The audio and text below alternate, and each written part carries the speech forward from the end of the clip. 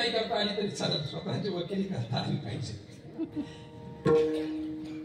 परमात्मा विटेवर उभा आहे महाराज. त्याला बरं एक दिवस नाहीये. मला सांगा, शबरीने बोरं दिली, कुठला नैवेद्य दाखवला होता?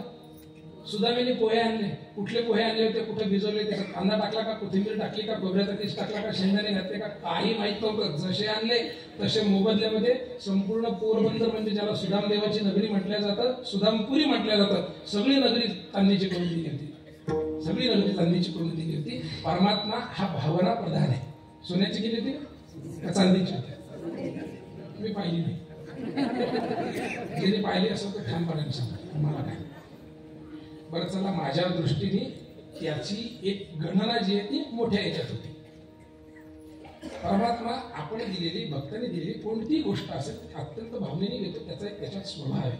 म्हणजे तुकाराम महाराजांनी 3 चरणात देवाचा स्वभाव सांगितला आहे. तुळशीचा हार घालण्यात काहीतरी स्वभाव आहे, कासे पितांबर घालण्यात काहीतरी स्वभाव आहे, आणि शेवटी तुकाराम महाराज परमात्म्याचं स्वरूप सांगतो. तुका म्हणे माझे हेची सर्व सुख पाहिन श्रीमुख आवडीने. तिसरा विचार करायचा झाला तर पहिल्या 3 चरणात तुकाराम महाराज देवाचं तटस्थ लक्षण सांगतात, आणि शेवटच्या चरणात तुकाराम महाराज देवाचं स्वरूप लक्षण सांगतात. त्याचा विचार करू आणि सेवेला विराम देतात. पूर्वी एकदा भजन करा. विठोबा